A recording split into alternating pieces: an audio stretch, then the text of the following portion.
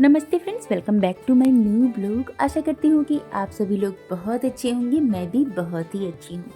कड़ाके की सर्दियाँ पड़ गई है और ऐसे में ना मैं गई थी मार्केट और मार्केट जा कर के मैं खुद को रोक ही नहीं पाई। ढेरों सब्जियाँ और लेकर के आई हूँ, साथ में खूब सारे फ्रूट।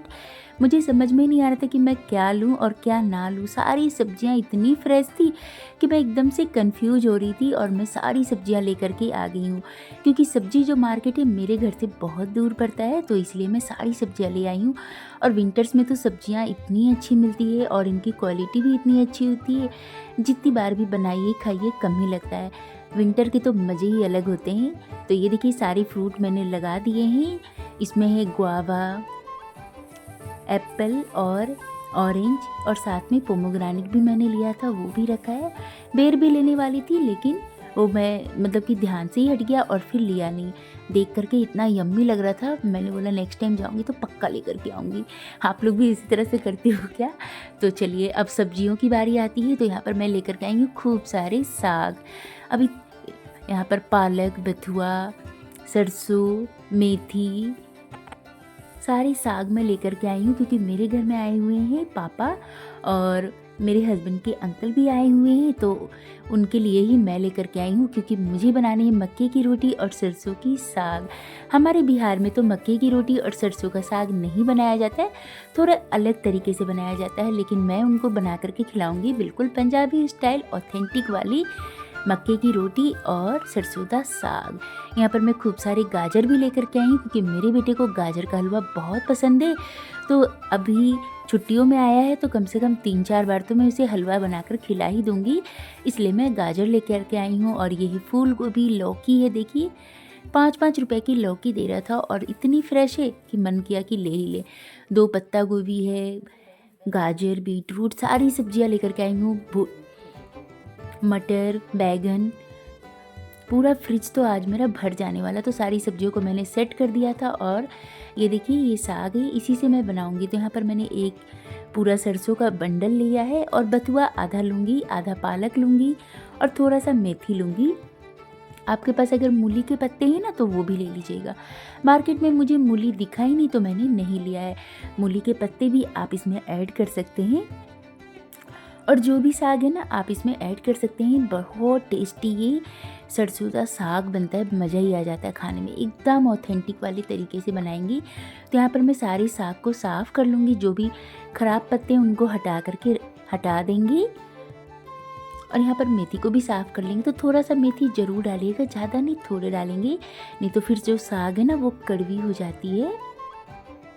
तो मेथी के सिर्फ पत्ते ही डालेंगे, डंठल का यूज नहीं करेंगे। और इस तरह से सारे साग को छाँटते छाँटते ना समय लग जाता है, बहुत समय लगता है, लेकिन बनाने के बाद जो स्वाद आता है ना, आप वो सारी मेहनत भूल जाने वाले हो। मतलब कि इतना अमेजिंग लगता है ये।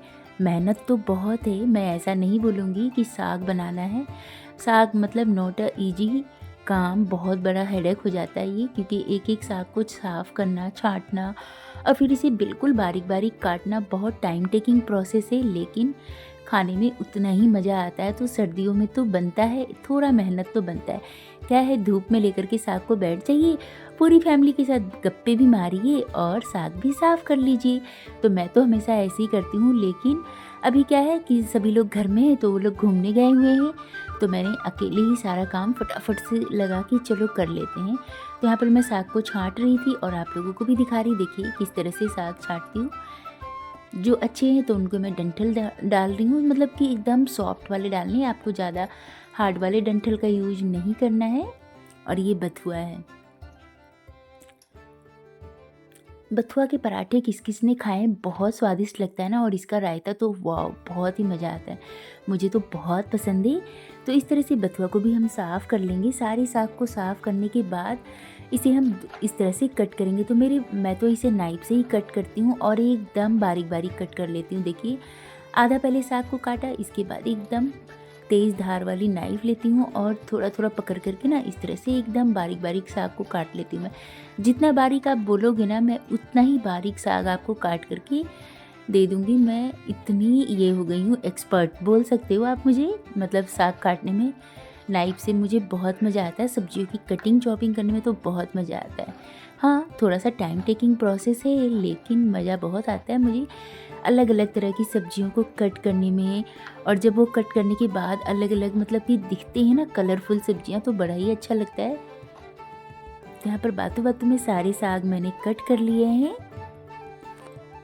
अब साग को धोने की बारी आती है तो 3 से 4 बार आप पानी से अच्छे से धोइएगा, क्योंकि जो साग होता है ना सरसों, बथुआ, इस सब में बहुत सारी मिट्टी होते हैं। तो मैंने खूब अच्छे से 3 से 4 बार साग को धो लिया है। इसके बाद हम साग बनाएंगे। तो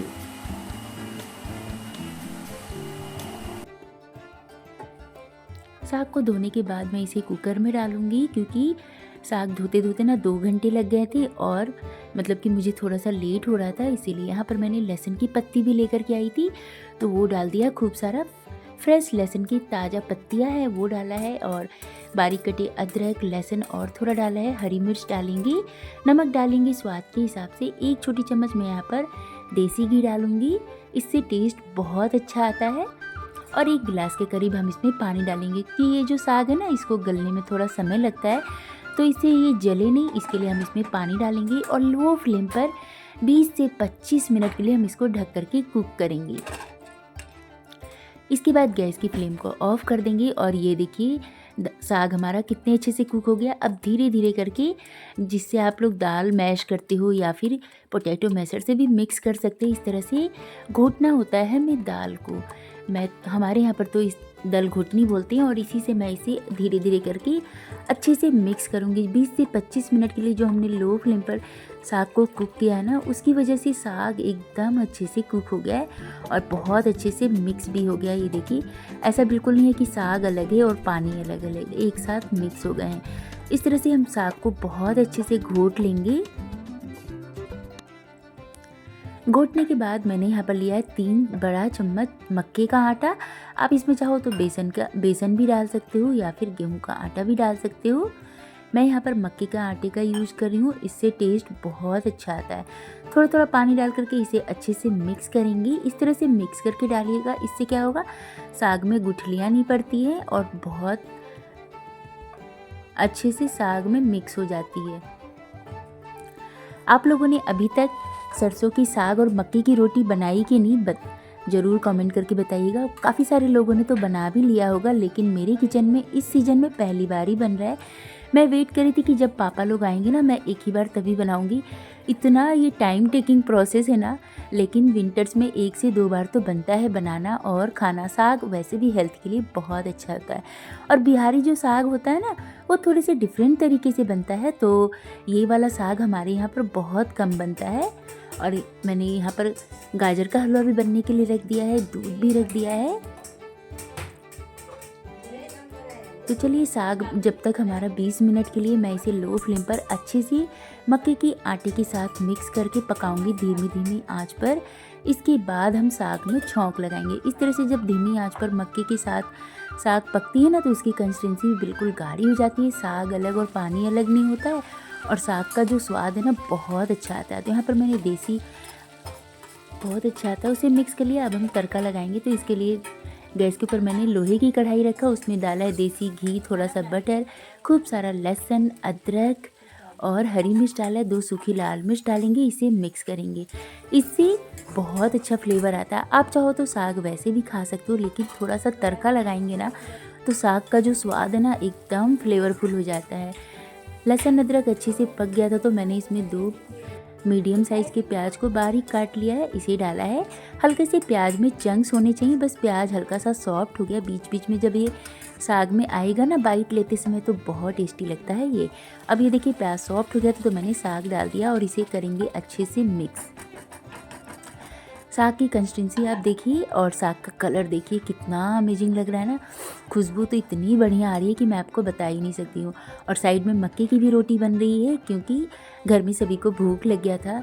टाइम लग जाता है, वही साग जब आप बना रहे हो ना तो टाइम लग जाता है। मैं सुबह से ही लगी थी, तो लंच का टाइम हो गया है। और ये देखिए मक्के की रोटी भी मेरी कितनी अमेजिंग बन रही है।